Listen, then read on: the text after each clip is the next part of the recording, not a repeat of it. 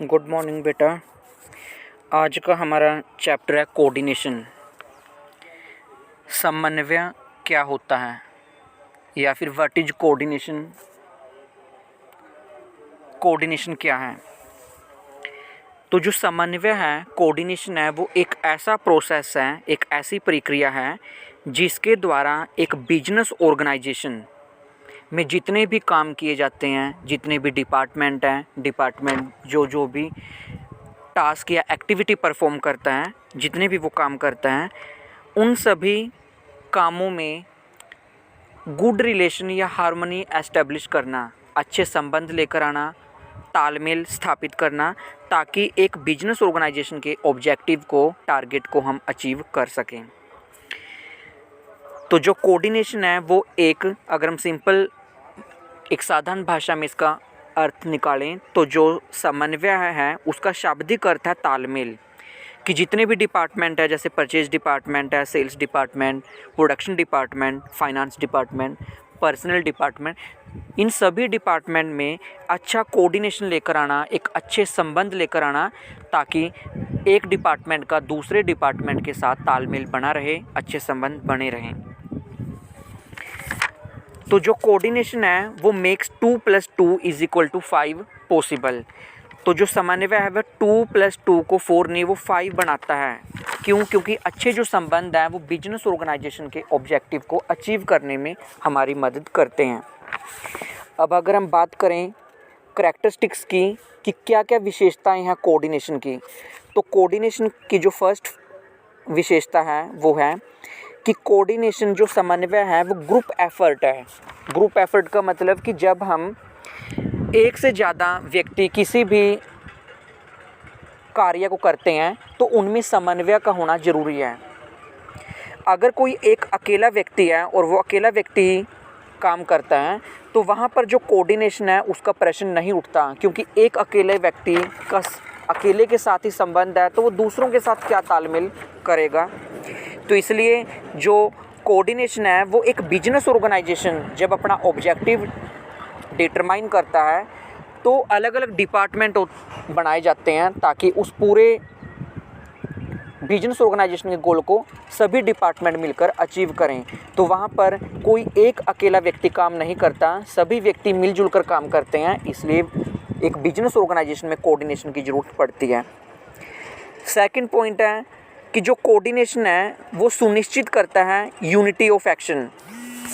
Unity of action की एकता को स्थापित सुनिश्चित करता है वो। अब देखो, जब एक ऑर्गेनाइजेशन की अगर हम बात करें, वहाँ पर बहुत सारे डिपार्टमेंट हैं, बहुत से एम्प्लॉई हैं, सुबॉर्डिनेट हैं, सुपीरियर हैं, वो काम करते हैं, तो उन सभी में एकता होती है। फॉर एग्ज़ाम्पल, अगर परचेज डिपार्टमेंट सेल डिपार्टमेंट को अपनी एक्टिविटीज़ या क्रियाओं को इस ढंग से समन्वित करता है ताकि क्रय आदेश की पूर्ति की जा सके। कितना परचेज करना है, अगर परचेज डिपार्टमेंट का सेल्स डिपार्ट ही होगा तो नहीं पता चलेगा कि हमें कितना रॉ मटेरियल परचेज करना है। अगर सेल्स बढ़ती है तो हमें ज़्यादा रॉ मटेरियल परचेज करना पड़ेगा ताकि प्रोडक्शन ज़्यादा कर सकें।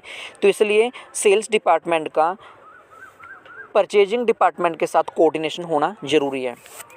जो कोऑर्डिनेशन है वो एक कॉन्टिन्यू प्रोसेस है। कॉन्टिन्यू का मतलब एक लगातार चलने वाली प्रक्रिया है। हम ये नहीं कह सकते कि एक निश्चित समय के बाद जो समन्वय है वो ख़त्म हो जाएगा, नहीं, इसकी ज़रूरत हर समय हर लेवल पर मैनेजमेंट के ज़रूरत पड़ेगी।